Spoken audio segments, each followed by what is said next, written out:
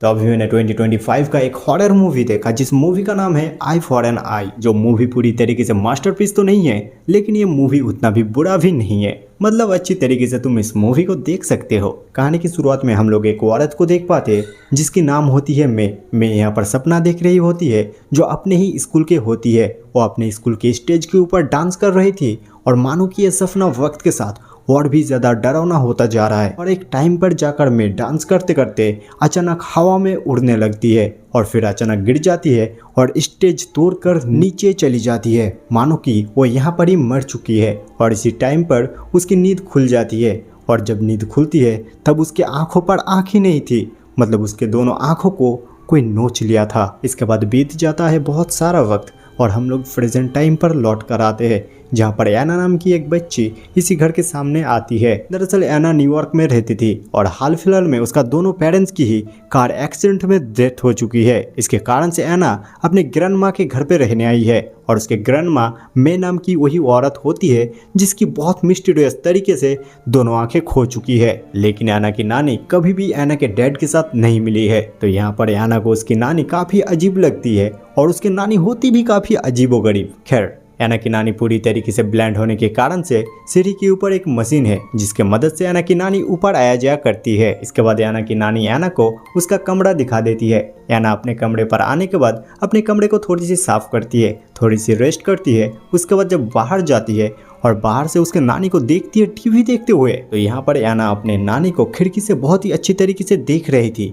तभी उसके नानी एना की तरफ इस तरीके से देखती है मानो कि उसकी नानी एना को देख पा रही है। अगले दिन सुबह एना की ग्रेट आंट कुछ ज़रूरीमंद सामान देने के लिए आती है जिनकी नाम होती है पेटी। पेटी यहाँ पर ही आसपास में रहती है, लेकिन वो यहाँ से इस तरीके से जाती है मानो कि वो अपनी बहन के ही घर आने से डरती है। एना सारे ज़रूरीमंद सामान को लेकर अंदर चली जाती है और अपने ग्रैंडमा के साथ मिलकर कुछ खाना खाती है। इसके बाद यहाँ के आसपास के जगह को एना एक्सप्लोर करने के लिए निकल जाती है और इस जंगल को पार करने के बाद वो जाकर मिलती है जूली और शॉन के साथ। शॉन का पिता मर चुका है और उसका मॉम का कोई अता पता नहीं है, तो शॉन भी पूरी तरीके से अकेला है। और एना यहाँ पर इन दोनों के साथ थोड़ी सी हैंग आउट करने के बाद घर लौटने के टाइम इस जंगल के अंदर एना बहुत ही अजीब सा एक पेड़ को देखती है जिस पेड़ के ऊपर उसके ग्रैंडमा यानी कि मे रॉबर के नाम लिखा हुआ था। खैर, एना घर लौट कर आती है, डिनर करती है और अपने कमरे पर ही होती है।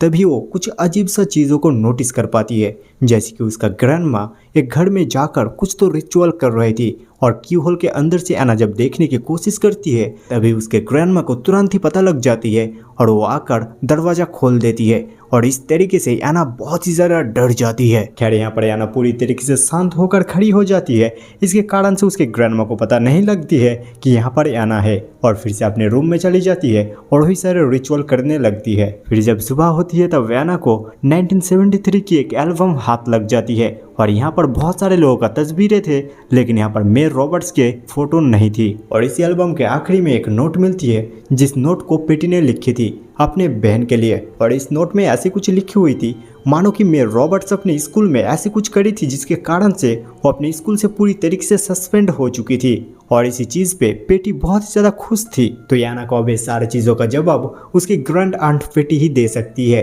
तो एना अपनी साइकिल उठाकर पेटी के पास जाती है, जहाँ पर जाने के बाद एना को बहुत सारे अजीबोगरीब स्टोरी सुनने के लिए मिलती है, जैसे कि सैंडमैन ने ही उसके ग्रैंडमदर का ऐसा हालत किया है और जब भी सैंडमैन किसी का आंखें निकलता है उससे पहले उस इंसान को काफ़ी ज़्यादा डरावने सपने आते हैं और उसके बाद एक दिन सैंडमैन आकर उस इंसान के आंखें निकल कर ले जाते हैं। तो यहाँ पर एना ये सारे बातें सुनने के बाद जूली और शॉन के साथ थोड़ी सी हैंग आउट कर ही रही थी। उस टाइम पर शॉन एक छोटे से बच्चे को पकड़ लेता है और उस बच्चे को काफ़ी ज़्यादा बुली करने लगता है और इस सारी चीज़ों को रिकॉर्ड कर रही थी जूली। और इस सारी चीज़ों के बीच में शॉन उस छोटे से बच्चे को धक्का देता है और इस ब्रिज के ऊपर से वो बच्चा नीचे गिर जाता है और उस बच्चे का एक हाथ टूट जाता है। तो इस चीज़ को लेकर इन तीनों के बीच में थोड़ी सी अफरा तफरी शुरू हो जाता है। उसके बाद शॉन नीचे जाकर उस बच्चे को उठाकर ले आता है और उसके बाद इस बच्चे को शॉन काफ़ी ज़्यादा डराता है। यानी कि शॉन इस बच्चे को कहता है अगर ये बच्चा किसी को भी जाकर सच कहता है तो अगली बार जो एक्सीडेंट होगा वो इससे भी डरावना और इससे भी बड़ा एक्सीडेंट होगा। इसके बाद एना इस बच्चे को लेकर डॉक्टर के पास जाती है और ये बच्चा और किसी का नहीं बल्कि पेटी का होती है। तो ये बच्चा जब घर लौटता है और पेटी पूछती है कि आखिरकार उसके साथ हुआ क्या है, तो बच्चा सच बात नहीं कह रहा था कि वो गिर चुका है। जो बात पेटी को समझ में आ जाती है और पेटी यहाँ पर सैंडमैन की स्टोरी इस बच्चे को सुनाती है और इसी के साथ इस बच्चे को बदला लेने के लिए भी कहती है। यानी कि जंगल में जो पेड़ है उस पेड़ के ऊपर उन सारे लोगों का नाम लिख दो जो सारे लोग तुम्हारा ये हाल किया है। उसके बाद किस्मत ही तय करेगा उन लोगों के साथ क्या होना चाहिए और क्या नहीं। और ये बच्चा जाकर सच में ही उन तीनों का नाम उस पेड़ में लिख देता है। और यहाँ से ही शुरू होता है एना को डरावना सपना देखना। पहले तो वो देखता है जिस तरीके से उसके पेरेंट्स का कार एक्सीडेंट हुआ है, उस सपने को लेकर ही बहुत ही एक अजीब सा सिनारियो। और यहाँ पर एना डर जाती है। एना की नींद खुलती है लेकिन एना अभी तक सपने से बाहर नहीं आ पाई है। इसके कारण से वो खुद ही देख पाती है मानो कि वो मर चुकी है और उसका बॉडी एक कॉफिन के अंदर पूरी तरीके से बंद है। इस तरीके से एना सपना देखती हुई सुबह हो जाता है। इसके बाद एना के पास सॉन आता है और सॉन काफ़ी ज़्यादा गुस्से में था, तो एना को यहाँ से जोर ज़बरदस्ती लेकर जा रहा था। और कार में जब था तब मानो कि एना दिन में ही सपना देखना शुरू कर देती है और उसके कारण से एक्सीडेंट होते होते बच जाती है। इसके बाद एक शॉप में उसी बच्चे के साथ एना की मुलाकात होती है, तो एना यहाँ पर उस बच्चे को $5 देती है एक चीज़ को खरीदने के लिए। इसके ही साथ एना इस बच्चे से माफ़ी भी मांगती है लेकिन ये बच्चा कुछ भी नहीं कहता है और यहाँ से चले जाता है। इसके बाद एना जब रात में घर लौटती है और अपने बेड पर आकर सोती है तब फिर से वो सपना देखना शुरू करती है और इस बार उसके सपने में वही छोटा बच्चा आया होता है और उसी के साथ उसका दूसरा रूप भी आया होता है जिसके पास कोई भी आंखें नहीं थी और वो कह रही थी तुमने कुछ कहा क्यों नहीं। और इस बात पे याना की जुबान खींच लेती है और इस तरीके का डरावने सपने के कारण से याना पूरी रात सो नहीं पाती है। और इधर हम लोग सॉन को देख पाते जिसके सामने खुद सैंडमैन आ चुका था और सैंडमैन सॉन को काफ़ी ज़्यादा मारता है और सॉन यहाँ से भाग जाता है। और इसी के साथ हम लोग एक घड़ी को भी देख पाते हैं मानो कि ये कोई टाइम गिन रहा हो। और इधर जब से एना के साथ ये सारा सपना शुरू हुआ है उस टाइम से ही एना के ग्रैंडमा यानी कि मेयर रॉबर्ट्स कुछ तो रिचुअल कर रही है जो काफ़ी ज़्यादा डरावना लग रहा है। खैर इधर हम लोग जूली को देख पाते हैं एक स्विमिंग पूल के अंदर जहाँ पर वो सोई हुई थी और इसी टाइम के बीच में वो सपना देखना शुरू कर देती है। उसके आसपास आंखों का बारिश होना शुरू हो जाता है और अचानक वो डूब जाती है। इधर एना पूरी रात सो नहीं पाई है, इसके कारण से उसके सामने उसके ग्रैंड आंट मतलब बेटी कुछ कह रही होती है लेकिन उसे कुछ भी समझ में नहीं आ रही है। मानो कि इस टाइम पर एना के लिए आंखें खोलना भी काफ़ी ज़्यादा तकलीफदायक है। खैर एना जब उसकी ग्रेट आंट के घर से लौट कर आती है वो आकर देखती है उसकी ग्रैंड माँ अभी तक रिचुअल कर रही है, तो याना उसकी ग्रैंड माँ की पीछा करती है और याना उसी पेड़ के सामने जाकर पहुँचती है जिस पेड़ के ऊपर उन तीनों का नाम लिखा हुआ है और मेयर रॉबर्ट्स का भी नाम इसी पेड़ के ऊपर लिखा हुआ था। और इसी पेड़ के नीचे एना की ग्रैंडमा कुछ तो बहुत अजीब कर रही थी। इस सारी चीज़ों को देखकर एना को अंदाज़ा लग जाती है कुछ ना कुछ उन लोगों के साथ बहुत ही बुरा हो रहा है। तो ये सारा चीज़ें जूली को जाकर कहती है और जूली भी कहती है कि जूली को भी बहुत ही डरावना सपना आ रही है। तो अगले दिन रात में जाकर एना उसी पेड़ को काटना शुरू कर देती है और यहाँ पर एना पूरी तरीके से घायल हो जाती है और एना वो सारी चीज़ों को देख पाती है जो सारी चीज़ें इस पेड़ के साथ हुआ है। यानी कि एक टाइम पर विंसन नाम की एक अंधा लड़का हुआ करता था जो अपने आंखें पर कांच की आंखें लगा के रखता था और इस लड़के को अपने स्कूल के सभी बच्चे काफ़ी ज़्यादा चिढ़ाता था। और एक दिन उसी स्कूल के 2 बच्चे विंसन को जान से मार देता है इसी पेड़ के नीचे।